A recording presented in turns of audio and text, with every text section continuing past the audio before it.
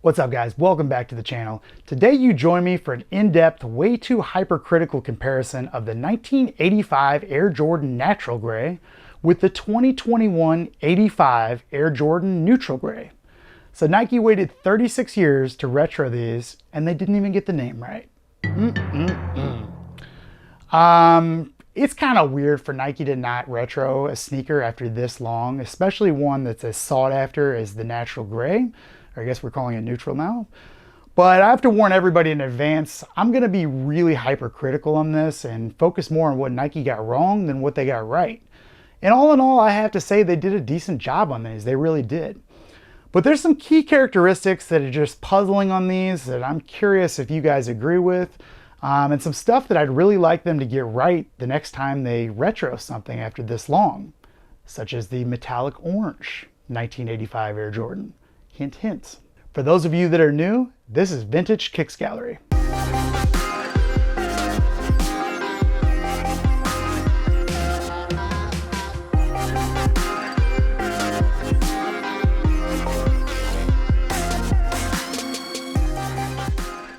All right, let's get started with the box.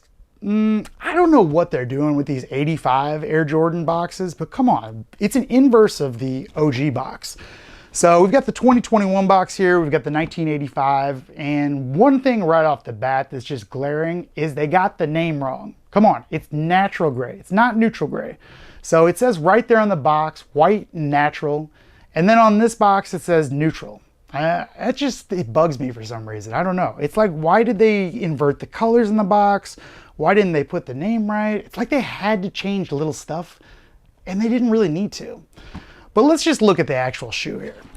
So one thing right off the bat, I'm a little taken back every time I see these, that you'll notice is they gave us the hang tag. I love this, guys. This is something that, well, these OGs sell for like $1,000 now. But I'm so glad they're doing this because this is how they actually were released originally. They came with these hang tags. And Nike did a really good job on these. I mean, they're pretty similar. There is a couple key differences on there. Number one, the weight. This thing is beefy. And these old ones, well, I mean, they're pretty flimsy and they're junky. Other than that, they trademarked the air soles. And I believe on the OG, it says Air Wedge. So they went from air sole trademarked from Air Wedge trademarked. Kind of weird, right? Other than that, pretty much identical, other than, like I said, the weight. But who cares about that stuff, right? Let's talk about what the shoe looks like. All right, let's pull these out. So I got these through eBay's authentication program now. I don't know much about it, but all in all, I do have to say it was a smooth buying experience. I paid resale for them. And resale currently is between $400 and $600. It's down a little bit from where it started, and I think that price is still pretty high for this sneaker. I really do, but we'll get into why I think that in a second. All right, right off the bat, you're gonna notice that the colors are a little different, and I don't know if that's a result of these being 36 years old and them just darkening over time, and these being brand spanking new, or if Nike just got the color wrong, but either way, they are a little bit different. It's really evident in the Wings logos, so take a look at that. See how much different the colors are? Kind of caught me off guard a little bit. The other thing you're going to notice right off the bat too is the checks are a little bit smaller. I know it's something that's a minute difference, but it does kind of stand out on these two if you ask me. They didn't get the materials quite right. They used an actual nubuck or suede for these new ones, and the OGs, well, they're more of like a really rough feeling felt. Maybe that's an upgrade for us, I don't know. So I'm curious what you guys think on first glance comparison. Did you think that they got them right? I mean, without seeing them side by side, the color didn't really jump out at me, but now seeing them close to one another, man, it's really different. But I have seen a lot of variation in the natural grays, so I think a lot of that does have to do with aging. Right out of the box, they're laced like this. So they don't come pre-laced, which is right. I like that. I think that that's a small thing, but it goes a big way for me. I hate when they make the Air Jordans and they lace them up all the way. I like to lace my shoes for the first time. It's kind of like a ceremony, but I'm weird. These have that eBay authentication thing, and I think this, you hold it up to your phone and it takes you somewhere. I really don't know how it works, but Hopefully it works. Who knows? So as I said, I think Nike did a decent job on these, but let's talk about some of the weird things that they did. And I'm really curious if you guys noticed this, and I'm curious if you know why. But what's up with this sample tag they're putting in here? For one, the color code is for the original OG prototype Black Toes, white, red, and black. It has a 1984 date on there, November 14th, which we all know that one. And it says the Jordan Pro BBs. So it's got all this stuff from the, from these. I don't know why Nike did that. It's kind of weird that they would put that in a natural gray. I mean, obviously those aren't the colors on here. Were they too lazy to make a new sample tag? And why are they giving us a sample tag on an actual production shoe? Kind of weird. So let's talk about some stuff that just really, really irks me. And I'm gonna get these two out of the way. All right, see the Wings logos? Not only are they different colors, but they're actually really different all in all. This is an STP factory, which, there are different factory variances. But if you notice that the Wings logo on here, it's not embossed, it's just stamped. And I know it's different on different factories, but it is kind of weird that this is so pronounced and so embossed. Now, Nike didn't put the TM for trademark, which is absolutely accurate. The 85s did not have that. So the 85, whatever we're gonna call these, retros, I guess we can't really call them retros. Whatever we're gonna call them, they got that right. Good job, Nike. One thing that they really didn't get right on this particular one though, is the shape. For some odd reason, let me get this side by side here so you can see it. This toe box is just weird. They did get it close, but it's nowhere near as accurate as, say, the New Beginnings pack. I would think it would be the same cuts and everything, but it's not. It has this little, like, chin to it, which is just weird. It's kind of fat. Other than that, I mean, the shape's pretty good. I'll let you guys be the judge, but to me, this looks pretty good. I mean, these are both, I would say, 99 out of 100 accurate. Yeah, I'm gonna give them a 99. We could have done a lot worse, or Nike could have. Do they need to change anything on the next ones they give us? Just that toe box, that's the only thing that really bothers me. Other than that, they got the heels pretty straight, like they should be. They got the shape pretty good. This is a different size. This is size 12. These are size 10.5.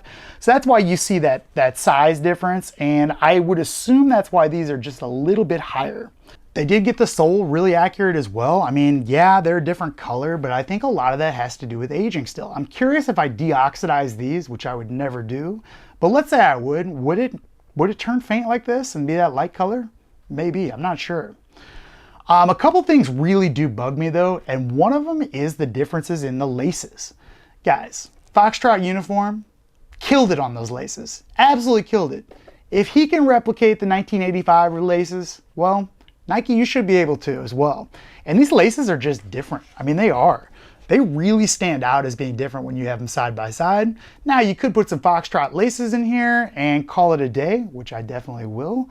But why couldn't Nike just get that right? Come on, take some notes. Another thing that really bothers me, the tongue. Okay, take a look at this, and maybe I should show you, let's put these to the side. I'm gonna show you these. They're a little bit better to look at. Nike, what's up? These are blue. It's kind of weird. That's probably due to the padding on the inside, but it's just such a cool, and I mean cool as in temperature, white, compared to this creamy, and again, it could be from age, but I doubt these were blue out of the box. The other thing that really, really bothers me is the material. On the actual 1985s, the tongue is very soft. The fabric is pretty weak. That's why we see a lot of these that are starting to fray and the materials get thin. Nike beefed it up for these. I mean, they really did, and I hate it. I really hate it. They did get the height correct, which is something that's really bothered me in the past with the retros. You had 85s, the tongue just sits a little bit higher than the actual ankle collar, and they got that right with these. So good job, Nike, again. They didn't get the size of the tongue tag correct though, and that bothers me as well. This has a really odd shaped, fairly thin tongue tag, whereas this is more of a squared off look to it. Again, really hypercritical and, anal about this stuff. But if you're gonna put all this effort into making them, look accurate, why not just go all the way? Somebody from Nike jump out and tell me, why do you change those little things? It's got to be due to production, guys. I mean, really, we all act like we can replicate something perfectly if we're the company, but let's be honest. The molds, the last, all the patterns for these things, they're probably long gone. The suppliers, way out of business. Things have changed since 1985. It's been 36 years. Materials have changed a lot. But one thing that hasn't changed is Nike's attention to the leather. Okay, now this is going to be controversial, but I actually think the leather on these 85 retros is pretty decent. In fact, I think it's damn good, to be honest with you. Is it real 1985 leather? Absolutely not. But it's not bad. And I know it creases, but so do the 1985 OGs. It's just part of what they are. What I don't like is this finish they're using now. It is way too shiny, and again, the color is just off. And I mean that by temperature again. The temperature is too cool on these, and you can really tell that side by side. Yeah, these have aged, they really have, but out of the box, they were not this shiny, I guarantee it. All right, what do you guys think of these checks? Be honest with me. I know this is a little bit bigger size-wise, but that check is definitely noticeably bigger than this. Again, Nike did a good job, but why not make it identical? You can really tell when they're side by side that there is a size difference on there, and it bothers me. Again, I'm weird though. You're gonna hear that a lot. One thing that they're getting right on these 85s is the slightly off-centered center point or heel tab that they have on here. If you notice both of these, well, they're a little bit off, and they're shaped these the right way. Good job. All right, guys, the sock liners. Kind of weird again. Nike used a new material. You know, it's probably this is long gone, but they beefed them up a little bit. I think these are definitely gonna last longer. You can tell they're noticeably fatter because they have way more padding than the original OGs. And that's for comfort, guys, it really is. They could not make them like they did in 1985 and get away with it. People would put them on and be like, no, we're not having this. So I get why they did it, but I think most of us that are buying these 85s really have an attention to detail. And most people, I think, that haven't handled in 1985, they wouldn't notice this. But people that do have them in the collection, you're gonna notice this material is night and day difference. It just really bothers me. One thing that is really cool that they're doing on these is they're board lasting them. Now, for those of you that are unfamiliar, there's a difference between the insoles on the retro Jordans compared to the OGs. The OGs have some padding on them, and that's because they're board lasted. The newer ones, they're way more comfortable, but they have that weird kind of foamy look to them, and you guys know exactly what I'm talking about. There's a big difference, and Nike got that right on these. They're actually board lasted, which is the old way they made shoes. Now, does that sacrifice comfort? Absolutely it does. It really takes away the air comfort, and I know it's weird to even talk about comfort when you're talking about a Jordan 1, but you board last them, there's a difference, and good job, Nike, getting that right. So let's talk about these materials and the check and then the collars. Pretty big difference, it really is. I think the Unions actually got this a lot closer than these 85s did. Again, it's weird, this 85 retro, we just need to come up with something and call it. I guess we'll call these the neutrals, these the naturals. Yeah, there we go, it's problem solved. But on the neutral here, you can tell there's a big difference. This is actually, I think, suede, whereas the OGs are a odd, I don't even know what material it is. It's definitely a different quality on the natural than the neutral. See, that works, right? All right, so let's talk about what I'm gonna do with these because I don't have a pair of natural gray actual OGs that I wear anymore. I just don't have them. When the prices shot up, I sold them, and well, that's what happened to my other pairs. These are way too nice and not my size. I'm definitely not gonna wear them. These will be worn, but they're not gonna be worn just like they are out of the box. I know this is gonna be very unpopular, but I'm aging these, I am. So we're gonna do that on a future video. I'm gonna make these look like this, and I'm gonna address the things that Nike got wrong. So what is that? That sheen, I'm gonna take care of it. The rough raw cut of the leather, I'm gonna take care of that. I'm gonna take care of the stitching color, darken it a little bit. I'm gonna address this tongue. We're gonna get some foxtrot laces on here, and we're really gonna give these an OG look. Now, at that point, maybe they'll be worth the $400 to $600 price point to me, but as of now, they're not. I'm sorry. I will look forward to wearing these and beating them up a lot too, and not having that regret of having a $2,000+ sneaker on me.